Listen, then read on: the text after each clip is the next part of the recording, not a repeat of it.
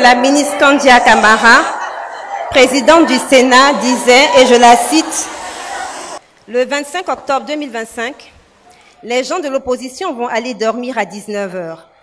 Dès qu'ils verront la tendance, ils comprendront que le gagnant, c'est M. Alassane Ouattara, fermez les guillemets. Je m'engage en un mandat unique de 5 ans à réconcilier les Ivoiriens par la vérité et la réparation en faveur de toutes les victimes des crises successives, sans exclusion, afin d'instaurer la cohésion nationale.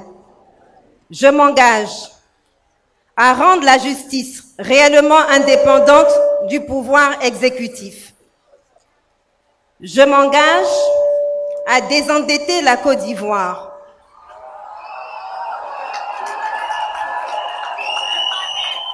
Je m'engage à mettre en place un organe électoral juste et indépendant, gage d'une stabilité. Je m'engage à favoriser le leadership des femmes et des jeunes. Je m'engage à transférer effectivement la capitale à Yamoussoukro. Je m'engage à faire acheter les produits agricoles au juste prix et promouvoir l'industrialisation. Je m'engage à baisser le coût de la vie et augmenter le pouvoir d'achat. Je m'engage à lutter contre la corruption et assainir le milieu des affaires. Je m'engage à rétablir la liberté de la presse et assurer la viabilité des médias. Donnez-moi le pouvoir et je vous le rendrai.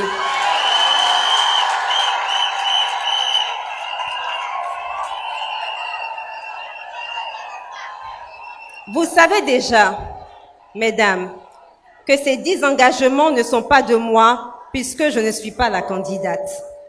Ces engagements sont les engagements de notre candidat, le président Laurent Gbagbo, le futur président de la Côte d'Ivoire, si Dieu le veut et si vous le voulez. Messagère du président Laurent Gbagbo. Messagère du président Laurent Gbagbo. Messagère du président Laurent Gbagbo. Est-ce que vous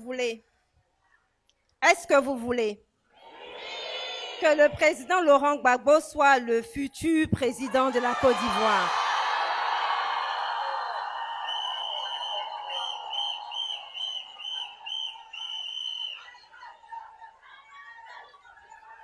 Ok. Si vous voulez que le président Laurent Gbagbo soit le président de la Côte d'Ivoire, il faut que vous vous engagiez aussi vis-à-vis de lui. Chère messagère, êtes-vous prête à aller dire à la Côte d'Ivoire entière que le président Laurent Gbagbo décide de faire de la Côte d'Ivoire le pays où nous avons toujours rêvé de vivre?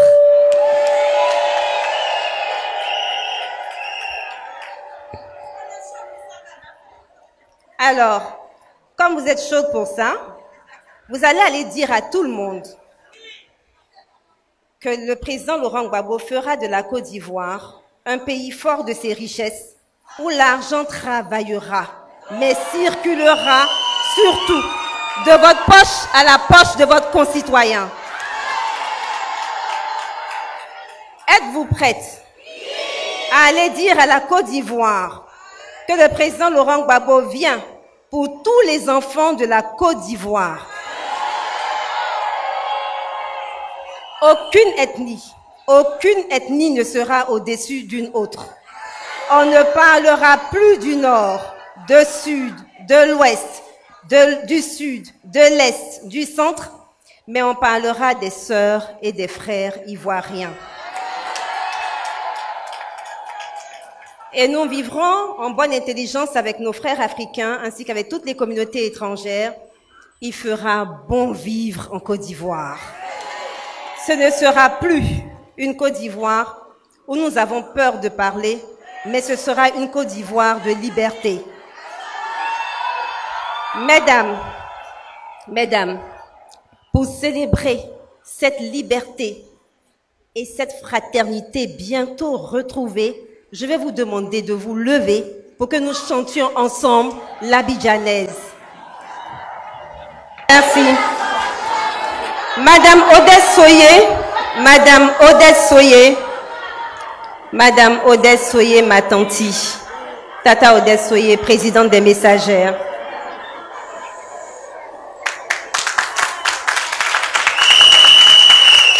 Madame la vice-présidente Agnès Monet, Madame Séri Louma, présidente de la Ligue des femmes, Mesdames les responsables des Messagères nouvellement investis, veuillez recevoir toutes les félicitations du président Laurent Gbagbo et veuillez embrasser pour moi Tata Marie-Odette Lorugnon, absente mais ô combien présente. Le président Laurent Gbagbo vous salue et il m'a dit de vous traduire toute son affection, sa fierté et sa confiance en vous. Le président Laurent Gbagbo dit qu'il compte sur vous pour que vous l'aidiez à ramener la victoire aux Ivoiriens au soir du 25 octobre 2025. Mesdames et messieurs,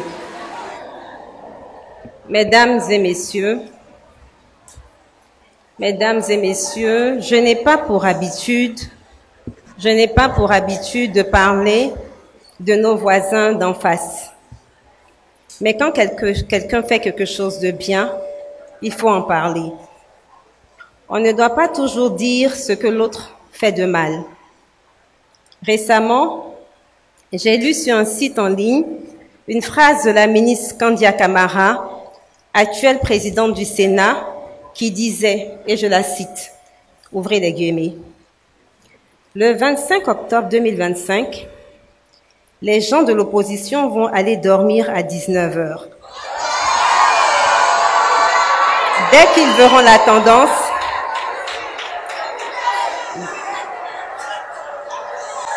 donc je disais que la ministre Kandia Camara, présidente du Sénat, disait, et je la cite, « Le 25 octobre 2025, les gens de l'opposition vont aller dormir à 19 h.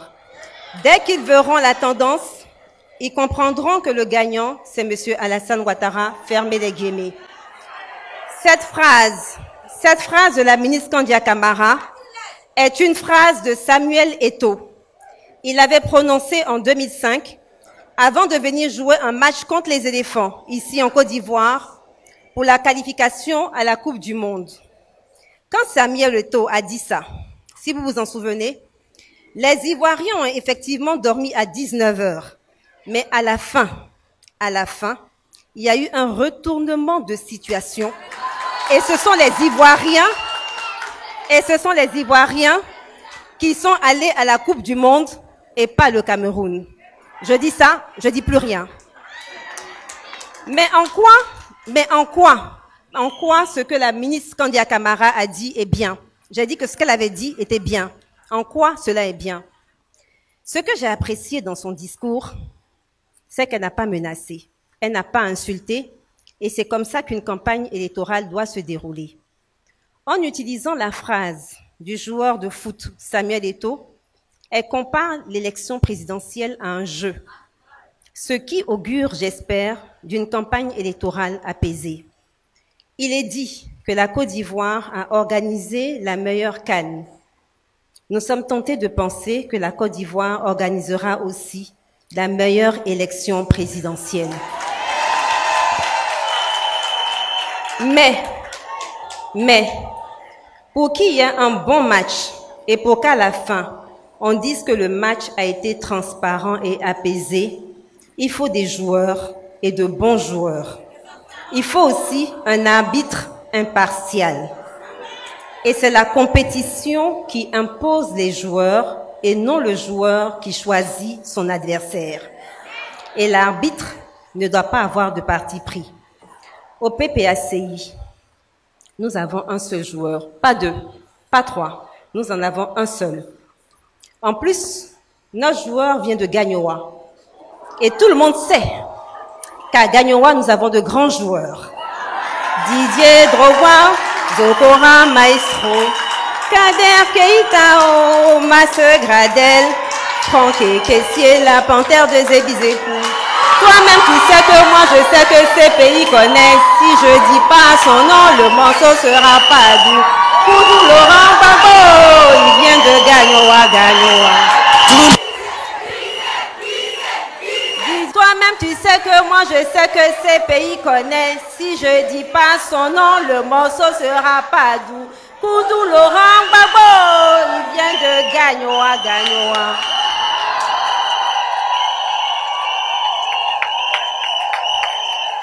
Venus de toutes les contrées de la Côte d'Ivoire, ivoirienne, ivoirien. Par la grâce de Dieu, cette élection présidentielle qui arrive, nous allons la gagner. Nous allons la gagner. Et encore, nous allons la gagner. Et j'ai encore eu plus l'assurance en m'en tenant au discours de la présidente du Sénat. Elle a dit, et je la cite encore à nouveau, quand nous affirmons que le président Ouattara remportera les élections, c'est basé sur des faits tangibles. Ceux qui disent qu'ils vont gagner, demandez-leur combien de structures de leur parti existent sur le territoire national. Je suis allée regarder leurs chiffres et je les ai comparés à nos chiffres. Nous, au PPACI, nous avons des comités de base, des comités de section, des fédérations, etc. Et nous avons des milliers de militants. Alors, mes sœurs, si ce sont ces références qui sont les critères d'une victoire à l'élection présidentielle, alors nous avons déjà gagné.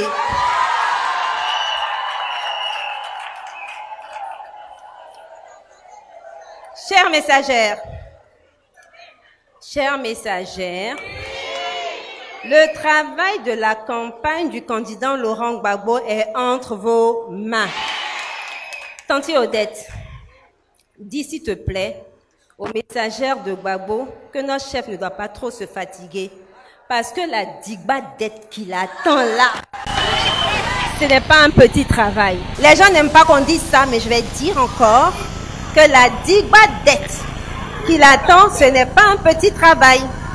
Donc notre champion va donc rester un peu au vert en poursuivant sa tournée Cococo à Abidjan.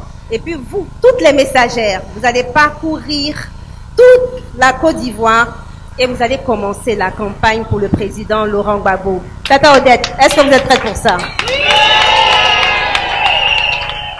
Chères messagères, tout en vous souhaitant bonne chance pour que vous nous apportiez la bonne nouvelle au soir du 25 octobre 2025, permettez-moi de sortir des questions de campagne électorale afin que j'en vienne à d'autres faits et d'autres sujets qui tiennent ou qui touchent mon cœur.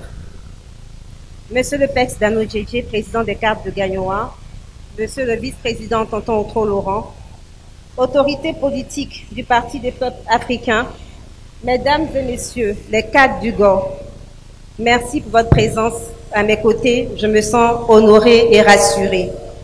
Autorités coutumières et religieuses, merci pour vos prières, merci pour vos bénédictions. Je me sens très fière de vous voir.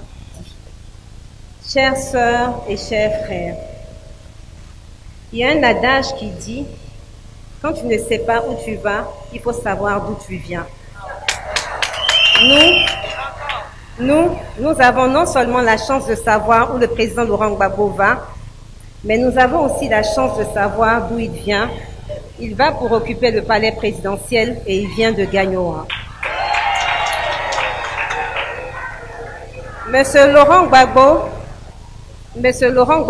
est le fils de feu Zépé Koudoupol et de feu Gado Marguerite Lélé, paix à leurs âmes respectives. Étant donné que nous sommes à une cérémonie de femmes, permettez-moi de ne parler que de ma belle-mère, Gado Marguerite. En 2011, électorale, Des villes de Côte d'Ivoire sont attaquées et des villages ne sont pas non plus épargnés. Le village de Maman Gador n'échappe pas aux attaques qui ont lieu pratiquement dans tout le pays. La vieille trouve donc refuge dans un premier temps à Abidjan pour se retrouver après le 11 avril à Accra. Tanti Jeannette Koudou l'a fait sortir d'Abidjan pour Accra le 20 avril 2011. Moi, je suis sortie d'Abidjan le 16 avril 2011 pour rejoindre le même jour la ville d'Accra. Maman Gador est restée en exil avec nous à Accra jusqu'en 2014. En octobre 2014, elle a demandé à retourner sur la terre de ses ancêtres. Elle quitta donc Accra le 12 octobre pour Abidjan afin de se reposer pour prendre ensuite le chemin de Blouson.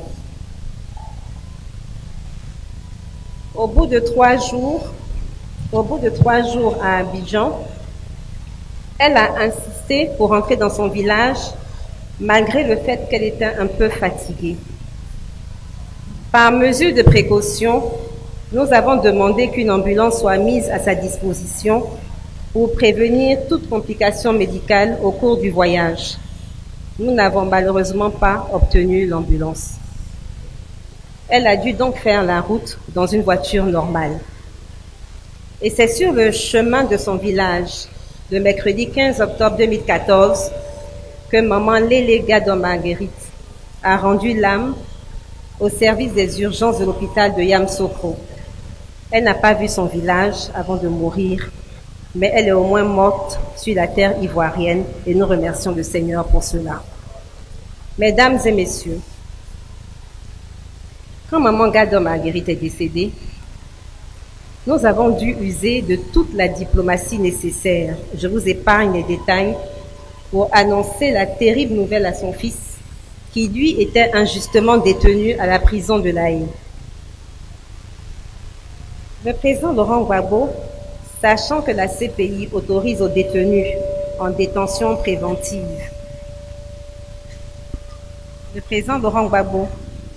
sachant que la CPI autorise aux détenus en détention préventive à assister au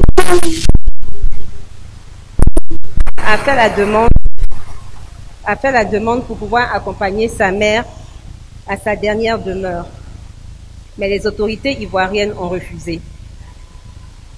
Ce n'est pas bien grave, parce que le fils Laurent Gbagbo a fait ce qu'un fils devait poser comme acte vis-à-vis d'un parent décédé. Ce n'est pas bien grave, parce que le chef Laurent Gbagbo a accepté ce refus, parce qu'en tant que chef, il savait que des centaines d'Ivoiriens en exil avaient perdu leurs parents et n'avaient pas eu la chance de les enterrer. Ici même dans cette salle, avec nous, Tonton Otro a perdu son fils pendant que nous étions en exil au Ghana et n'a pas pu l'enterrer. Mes sœurs, les mamans, cette histoire de maman Gador Marguerite, je vous la raconte parce que je veux vous dévoiler un pan de la vie de ma belle-mère à Accra quand nous étions en exil. La maman du président Laurent Gbagbo était une femme de prière. Elle ne lâchait quasiment jamais son chapelet. C'était une bonne chrétienne, une fervente catholique. Elle égrenait son chapelet, elle égrenait sans relâche son chapelet quand nous étions en exil. Elle priait, priait, priait. Et je peux vous avouer aujourd'hui que ces prières ont sauvé son fils. En acceptant de présider la cérémonie d'investiture des messagères à Gagnoa, j'ai voulu rendre hommage à maman Gador Marguerite, mais j'ai aussi voulu rendre hommage à vous, toutes les femmes du GOR. Maman Gador Marguerite a porté le président Laurent Gbagbo dans son ventre pendant 9 mois. Mais vous, les femmes du GOR, ainsi que les femmes de toutes les régions de Côte d'Ivoire, vous l'avez porté dans vos cœurs et dans vos prières. Aujourd'hui, maman Gador Marguerite est partie, mais vous, vous êtes là. Que vous soyez jeune ou moins âgé que le président Laurent Gbagbo, vous êtes avec les mamans les plus âgées, toutes les mamans du chef. Vous avez pleuré, Essuyez vos larmes parce que votre fils est revenu.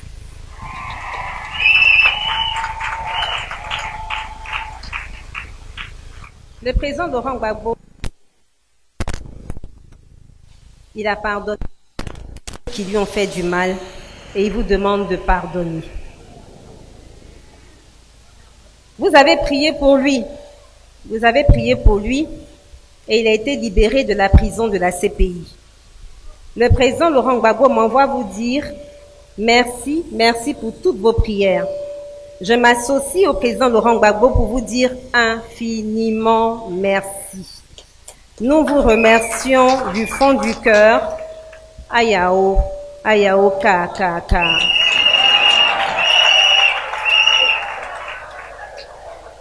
Population du Go, merci d'avoir donné un fils comme le président Laurent Gbagbo à la Côte d'Ivoire. Il vient précisément de Ouagaïo, mais il n'est plus pour vous seul. Il appartient à toute la Côte d'Ivoire et même à l'Afrique. Quand il a été mis en prison à Scheveningen, vous ne pouvez pas imaginer des personnes aux nationalités diverses qui marchaient pour réclamer sa libération. Je profite de l'occasion pour saluer tous nos frères des pays africains qui nous ont soutenus dans le combat pour la libération du président Laurent Gbagbo. Mention spéciale à nos frères camerounais et grand merci à la chaîne panafricaine Afrique Média.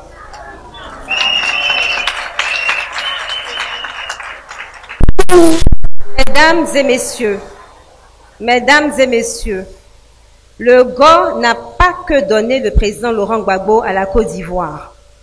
La région du GO a aussi donné à notre pays de grands hommes politiques. Permettez-moi d'en citer 4. Digna Bayi, candidat pour la députation de Côte d'Ivoire en 1945 face au président Félix Houphouët-Boigny. Le sénateur Victor Biaka Boda, mort en 1950 à Boisflé, et jusqu'à ce jour, on ne sait toujours pas où se trouve son corps.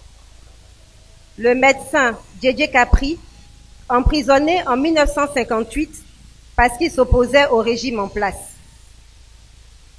Kragbe Nyagbe, tué en 1970 dans des circonstances pas du tout glorieuses pour l'histoire de la Côte d'Ivoire. Malheureusement, force est de constater que leur combat a été inachevé. Autorités coutumières et religieuses, population de Gagnoa, vous qui savez accueillir les autres peuples, chers parents bêtés, vous qui avez su accueillir le dignitaire religieux musulman Yacouba Silla, les autres peuples de Côte d'Ivoire avec beaucoup d'amour, faisant de la terre de Gagnoa une terre où les peuples se confondent et où les religions cohabitent, vous êtes un exemple parfait de l'hospitalité. Les démons de la division vont certainement vouloir reprendre leur travail pour faire croire que le bété n'est pas bon pour le djoula et que le djoula est dangereux pour le bété. Ou encore vous faire croire que le baoulé n'est pas bien, etc. Le président Laurent Gbagbo demande de ne pas les écouter. À tous les frères et sœurs du Nord ici présents, nous, peuple du Nord, nous avons toujours été charitables et nous nous sommes toujours bien sentis ici à Gagnoa.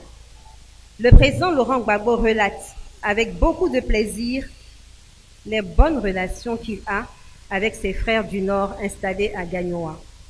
À la maison, le président Laurent Gbagbo nous explique que les femmes djoula, quand il était plus jeune, gardaient toujours de la nourriture pour les élèves des autres ethnies. Cette fraternité qui a toujours existé entre nous ne doit pas disparaître pour des intérêts politiques.